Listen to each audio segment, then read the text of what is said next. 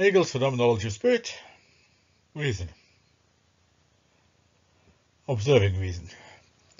Observation of the relation of self-consciousness to its immediate actuality. Physiognomy. Psychological observation discovers no law for the relation of self-consciousness to actuality, or to the world over against it, and through the mutual indifference of both, it is forced to fall back on the peculiar determinateness of real individuality which exists in and for itself, or contains the antithesis of being for itself and being in itself. Effaced within its own absolute mediation, individuality has now become the object for observation, or the object to which observation now turns. The individual exists in and for himself.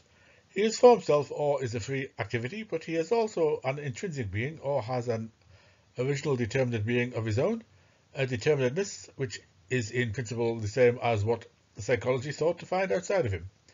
In his own self, therefore, there emerges the antithesis, the duality of being the movement of consciousness, and the fixed being of an appearing actuality, an actuality which in the individual is immediately his own. This being, the body of the specific individuality, is the latter's original aspect, that aspect in the making of which it has not itself played a part. But since the individual is at the same time only what he has done, his body is also the expression of himself, which he has himself produced. It is at the same time a sign, which has not remained an immediate fact, but something through which the individual only makes known what he really is, when he sets his original nature to work. If we consider the moments here before us in relation to the previous view, we have here a general human shape, or at least the general character of a climate, a continent, a people, just as previously we had the same general customs and culture. In addition, there are the particular circumstances and situations within the general sphere of actuality. Here, this particular actuality is present as a particular formation of the shape of the individual. On the other side, just as previously the free activity of the individual was made explicit, as also the fact of his own actuality in the face of the actuality already given, here the shape stands for the expression of his own actualization established by the individual himself, the lineaments and forms of his spontaneously active being. But the actuality, both general and particular, which observation previously found given outside of it, outside of the individual, is here the actuality of the individual, his inherited body, and it is precisely in this that the expression originating from his activity appears. From the psychological point of view, actuality in and for itself and the specific individuality were supposed to be brought into relation to one another. Here, however, the whole specific individuality is the object of observation, and each side of the antithesis is itself the whole. To the outer whole, therefore, belongs not only the original being, the inherited body, but equally the formation of the body resulting from the activity of the inner being. The body is the unity of the unshaped and of the shaped being, and is the individual's actuality permeated by his being for self. This whole, which contains within it the specific original fixed parts and the lineaments arising solely from the activity, is, and this being is, the expression of the inner being, or of the individual posited as consciousness and a movement. The inner being is to no longer a formal spontaneous activity, devoid of content or indeterminate, an activity whose content and determinateness, as before was the case, lay in external circumstances. On the contrary, it is an intrinsically determined original character whose form is merely the activity. We have then to consider here how to determine the relation between these two sides, and what is to be understood by the expression of the inner in the outer. This outer is in the first place. This outer in the first place acts only as an organ in making the inner visible, or in general a being for another. For the inner, insofar as it is the organ, is the activity itself. The speaking mouth, the working hand, and if you like, the legs, too, are the organs of performance and actualization, which have within them the action qua action, or the inner as such. But the externality which the inner obtains through them is the action as a reality separated from the individual. Speech and work are outer expressions in which the individual no longer keeps and possesses himself within himself, but lets the inner get completely outside of him, leaving it to the mercy of something other than himself. For that reason, we can say with equal truth that these expressions express the inner too much, as that they do so too little. Too much because the inner itself breaks out in them and there remains no antithesis between them and it. They give not merely an expression of the inner, but directly the inner itself, too little. Because in speech and action the inner turns itself into something else, thus putting itself at the mercy of the element of change, which twists the spoken words and the accomplished act into meaning something else than they are in and for themselves, as actions of this particular individual.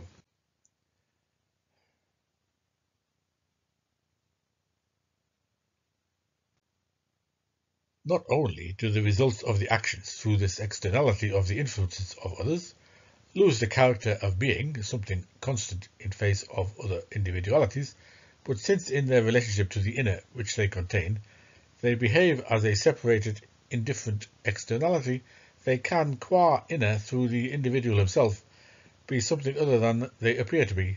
Either the individual intentionally makes them appear to be other than what they are in truth, or else he is too clumsy to give himself the outer aspect he really wanted, and to establish it so firmly that his work cannot be misconstrued by others.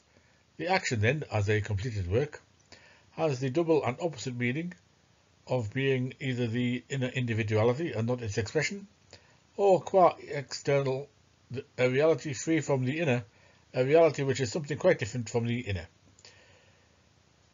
On account of this ambiguity, we must look around for the inner as it still is within the individual himself, but in a visible and external shape.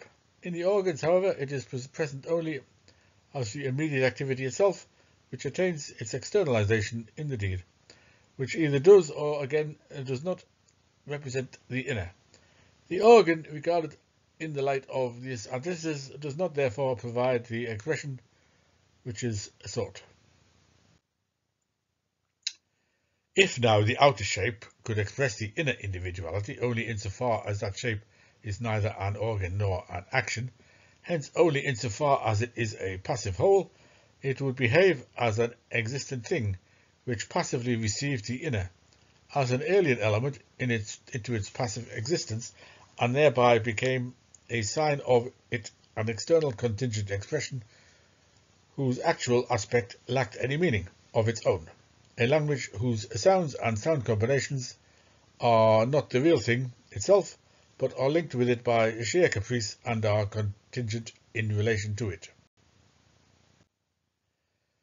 Such an arbitrary combination of factors that are external for one another yields no law. Physiognomy, however, is supposed to differ from other questionable arts and pernicious studies because it considers specific individuality in the necessary antithesis of an inner and an outer, of character as a conscious disposition, and this again as an existent shape, and the way it relates these factors to each other is the way they are related by their notion.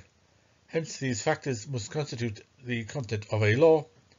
In astrology, palmistry, and similar sciences, on the other hand, what seems to be related is only an outer to an outer, something or other to an element alien to it.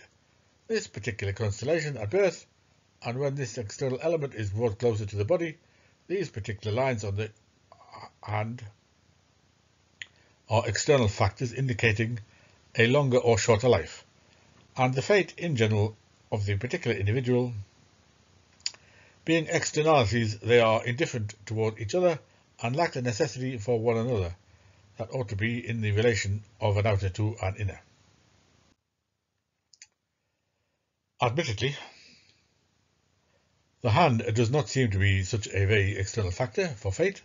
It seems rather to be related to it as something inner. For fate itself is also only the manifestation of what the particular individuality is in itself as an original specific character. Now, to find out what this particular individuality is in itself, the palmist, like the physiognomist, takes a shorter cut than, for example, Solon, who, though he could only know this from and after the course of the whole life, He examined the manifestation, but the former examines the unexplicated in itself. That the hand, however, must represent the in itself of the individuality in respect of its fate is easy to see from the fact that, next to the organ of speech, it is the hand most of all by which a man manifests and actualizes himself. It is the living artificer of his fortune. We may say of the hand that it is what a man does, for in it, as the active organ of his self-fulfillment, he is present as the animating soul, and since he is primarily his own fate, his hand will thus express this in itself. From the nature of the organ of activity to be a passive being as well as the action within it, or from the fact that the in itself is itself present in it and has being for others, we obtain another view of it than the preceding, namely, if the organ in general showed themselves to be incapable of being taken as expression of the inner, because in them the action qua action is present, but the action qua completed deed is merely external, and inner and outer in this way fall apart and are or can be alien to each other, then the organ must now, in accordance with its nature, be taken again as also a middle term of both. This very fact that the action is present in it constitutes an externality of it, and moreover one that is other than the deed, for the organ remains with and in the individual. Now this middle term and unity of inner and outer is in the first place itself external too, but then this externality is at the same time taken up into the inner. As simple externality, it stands over against the dispersed externality, which either is merely a single deed, or contingent for the individuality as a whole, or else, as a total externality, is split into a multiplicity of deeds and conditions. Thus, the simple lines of the hand, the timbre and compass of the voice as the individual characteristic of speech, this too again as expressed in writing, where the hand gives it a more durable existence than the voice does, especially in the particular style of handwriting. All this is an expression of the inner, so that as a simple externality, the expression again stands over against the manifold externality of action, and fate stands in relation to them as an inner. Thus, if at first the specific nature and innate peculiarity of the individual, together with what these have become as a result of cultivation and education, are taken as the inner, as the essence of the action and his fate, then this essence has its appearance and externality to begin with in his mouth, hand, voice, handwriting, and the other organs, and their permanent characteristics. Therefore, and not till then, does it give itself further outward expression in its actual existence in the world. Now, because this middle term gives itself the form of an outer expression, which is at the same time taken back into the inner, its existence is not restricted to the immediate organ of the action. The middle term is rather the movement and form of countenance and figures in general, which take no part in the action. These lineaments and their movements are, according to this notion, the action which it is held back and which remains in the individual, and as regards the individual's relation to the action really performed, they constitute his own control and otherwise, and observation of the action, expression in the sense of a reflection on the actual expression. The individual is therefore not dumb as regards his external actions, because he is thereby at once reflected into himself, and gives expression to this reflectedness into self. This theoretical action, or the individual speech with himself about the external action, is also perceptible to others, for this speech is itself an expression. In this inner, therefore, which in its expression remains an inner, there is observed the individual as reflected out of his actual being, and we have to see what is the significance of this necessity, which is posited in this unity. This reflectedness is in the first place different from the deed itself, and therefore can be something other than the deed, and can be taken for something other. We see from a man's face whether he is earnest about what he is saying or doing.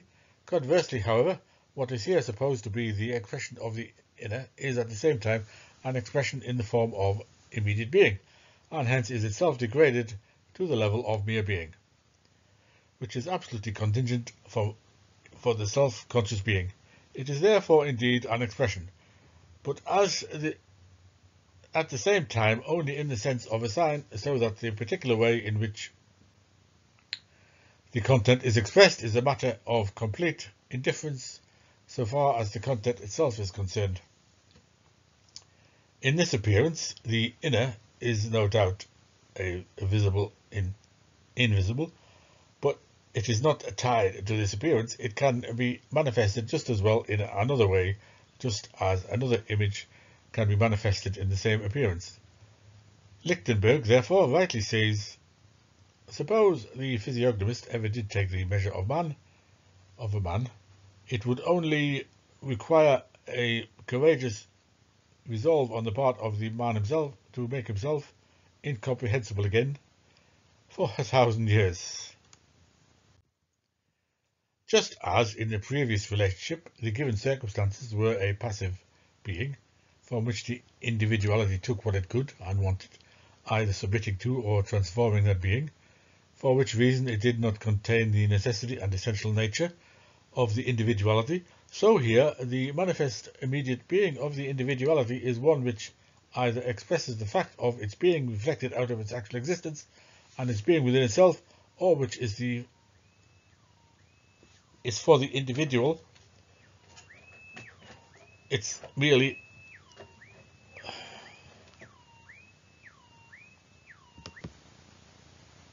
got interrupted.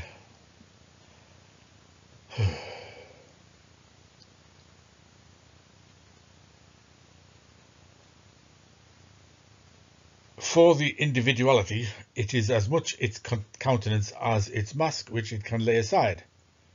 The individuality permeates its shape, moves and speaks in it, but this existence in its entirety equally turns into a being that is indifferent to the will and the deed. Individuality effaces from it the significance it formerly had, namely of being that in which the individuality is reflected into itself, or has its true essence. Instead, it places its essence rather in the will and the deed.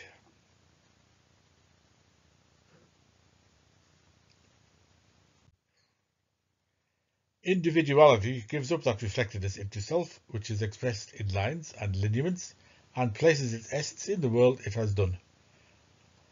Herein it contradicts the relationship established by the instinctive reason, which is engaged in observing the self-conscious individuality, ascertaining which its inner and outer are supposed to be.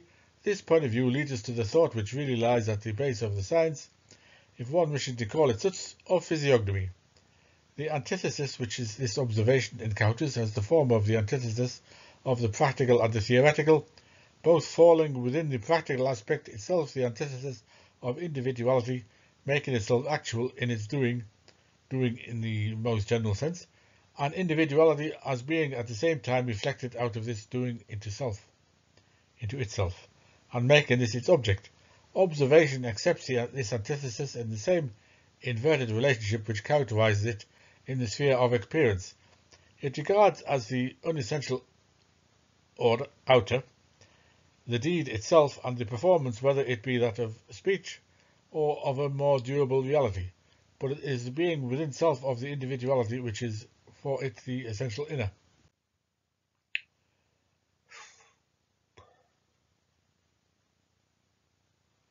A man being mocked by two women. I don't understand the experiences. Anyway, to continue. The painter is Goya, by the way, but you probably know that.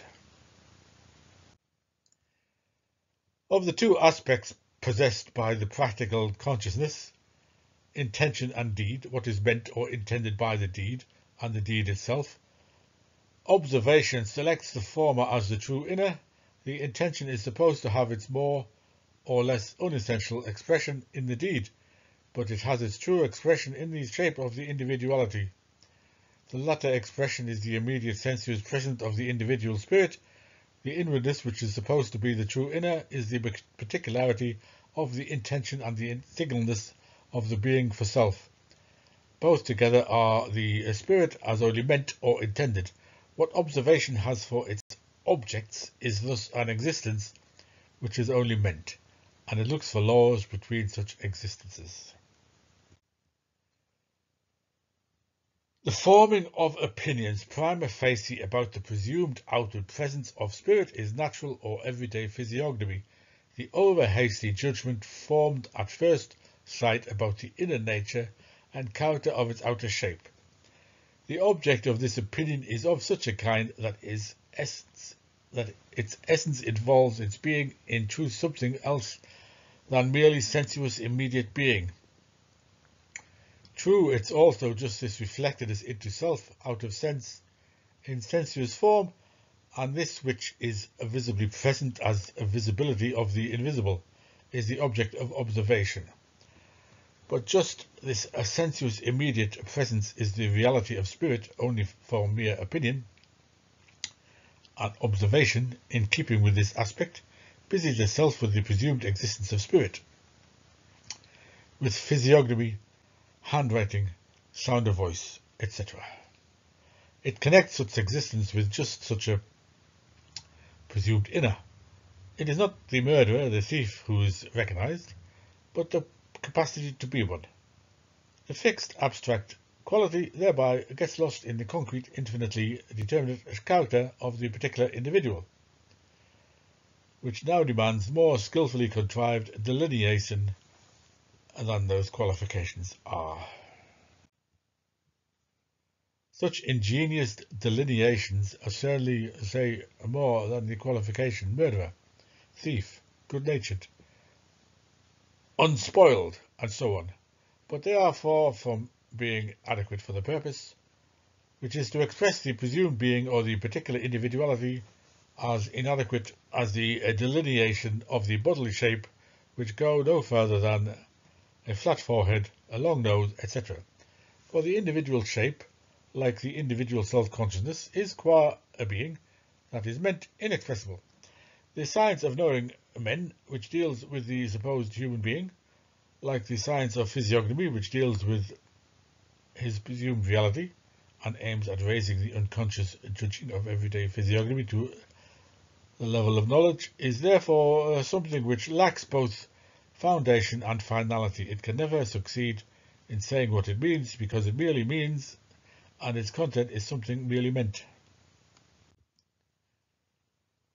The laws which this science sets out to find are relations between these two supposed aspects, and hence can themselves be nothing more than empty subjective opinions. Also, since the object of this supposed way of knowing, which takes it upon itself to deal with the reality of spirit, is just the reflection of spirit out of its sensuous existence back into itself, and a particular physical existence is for spirit something indifferent and contingent. This kind of knowing must be directly aware that the law it has discovered tells us nothing, that strictly speaking it is idle chatter, or merely the voicing of one's own opinion, an expression which contains the truth about itself, namely that it is one's own opinion that is put forward, hence not the matter itself, but merely an opinion of one's own. As regards their content, however, these observations are on a par with these. It always rains when we have our annual fair, says the dealer. It always, and every time too, says the housewife, when I'm drying my washing. Lichtenberg, who characterizes physiognomic observation in this way, also says this: if anyone said, "You certainly act like an honest man, but I see from your face that you are forcing yourself to do so and are a rogue at heart," without a doubt, any honest fellow to the end of time, when thus addressed, will retort with a box on the ear. Well, I wouldn't, because I don't approve of violence. This retort is to the point because it refutes the primary assumption of such a science of merely subjective opinion, namely that the reality of a man is his face, etc. The true being of a man is rather his deed, and in this the individual is actual, and it is this deed that does away with both aspects of what is merely meant to be. In the one aspect, where what is meant has the form of a corporeal passive being, the individuality in the deed exhibits itself rather as the negative essence, which only is insofar as it supersedes mere being. Then too, the deed equally does away with the inexpressibility of what is meant in respect of the self-conscious individuality. In such mere opinion, the individuality is infinitely determined and determinate. In the accomplished deed, this spurious infinity is destroyed. The deed is something simply determined, universal, to be grasped in an abstraction. It is murder, theft, or a good action, a brave deed, and so on. And what can be said of it. It is this, and its being is not merely a sign, but the fact itself. It is this, and the individual human being is what the deed is.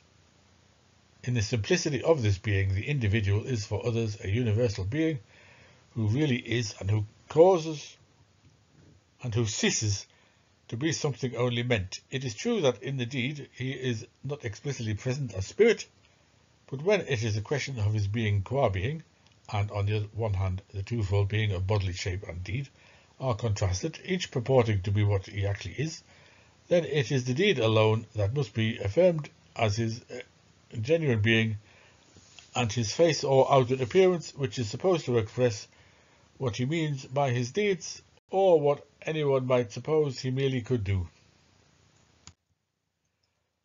Similarly, on the other hand, when his performance and his inner possibility, capacity or intention are contrasted, it is the former alone which is to be regarded as his true actuality, even if he deceives himself on the point, and turning away from his action into himself, fancies that in his inner self he is something else than what he is in the deed. Individuality, when it commits itself to the objective element in putting itself into a deed, does of course risk being altered and perverted, but what settles the character of the deed is just this: whether the deed is an actual being that endures, or whether it is merely a fancied performance that in itself is nothing at all and passes away. The analysis of this being into intentions and subtleties of that sort, whereby the actual man, that is, his deed, is to be explained away again in terms of a being that is only meant, just as the individual himself can even create for himself special intentions concerning his actuality. All this must be left to the laziness of mere conjecture. Should this idle thinking want to set its sterile wisdom to work, with the aim of denying the doer the character of reason, and so ill-using him to declare that not his deed but his face and lineaments are his real being, then it may expect to get the retort spoken of above. I assume he means a box on the ears. A retort which demonstrates that the face or outward appearance is not the individual's in itself, but on the contrary, can be an object for handling.